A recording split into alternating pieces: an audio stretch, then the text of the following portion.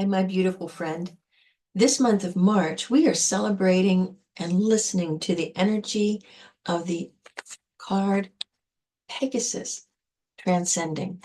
My name is LuAnn Cibik, and I am a master teacher for interior alignment, feng shui, and space clearing, as well as a trainer for soul coaching.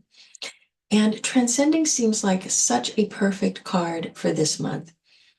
The message around it is kind of rising above the drama that's going on. And there is a lot of drama going on.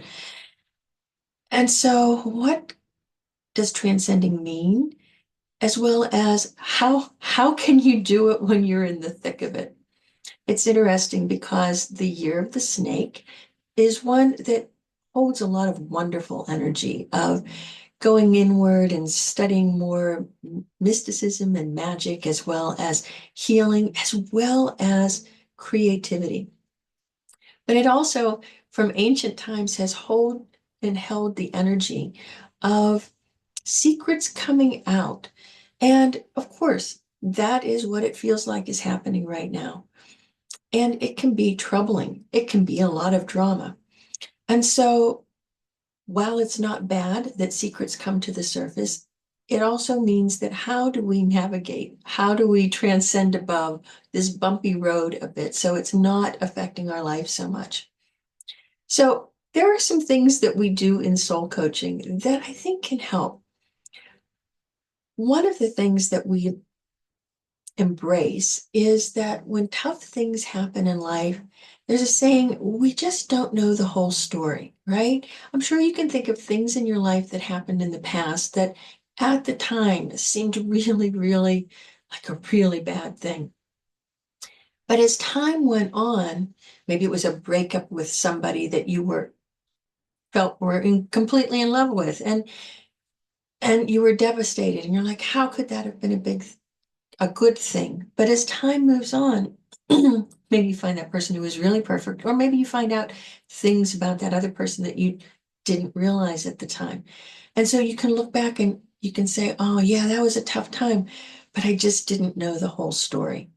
So we can hold on to that thought of like, you know what, let's just let some time go by. We just don't know the whole story yet. But there's some other things that you can do that can maybe really help you shift your own personal energy. One of them is something that we do called a joy journal. And a joy journal is different than writing out your deepest thoughts and your biggest fears. And there's value in that. But there's also value in taking time every day to recognize what brought you joy in that day. And that joy journal can look like anything. It can be like an artist sketch pad. It can be a journal book that you write in. But the important thing is taking that time, maybe 5 minutes every day, at the end of the day to think about what brought me joy today. A lot of times it's not the big things that we notice. For me, it's whenever I am drinking my coffee in the morning, sitting in my recliner chair with my cat on my, he doesn't necessarily sit on my lap. He's like right here in front of my face, looking at me and purring. That is such a joyful thing for me. That would be like a daily joy journal kinds of thing. And it's important to recognize that we have those moments of joy, even when there's other trauma going around, and we hang on to those moments of joy. Another thing that we can do is we can be creative. Creativity allows you to step into a different mindset. And it might feel hard to be creative when you're feeling down or sad or mad. But creativity means a lot of different things. It doesn't mean you have to paint or write. Maybe you're going to dance. Maybe you're going to express your creativity in other ways. Give it a try. I have had a lot of fun with coloring books myself. And you can get fun coloring books with mandalas and color them in and just kind of lose yourself in the play of the color. Find your way to jump into the energy of creativity as a way to help transcend some of the other things. Another powerful thing that blends in with another aspect is space clearing, because when we're anxious, we can bring that energy into our space. One of the easiest and most powerful ways to clear the energy of your space is with music. Music that is uplifting, music that has positive and powerful messages can be a really great thing to play in your space and maybe even do a little dance to.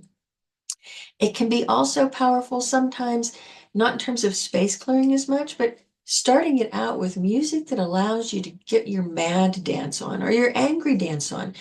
Dance those feelings out and then put on the uplifting, the joyful.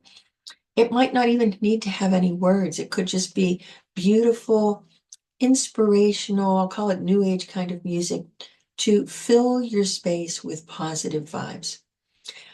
That's some of my tips for riding the Pegasus and transcending this perhaps a little bit rocky month as we move forward to even better times. Have a beautiful month. Bye-bye.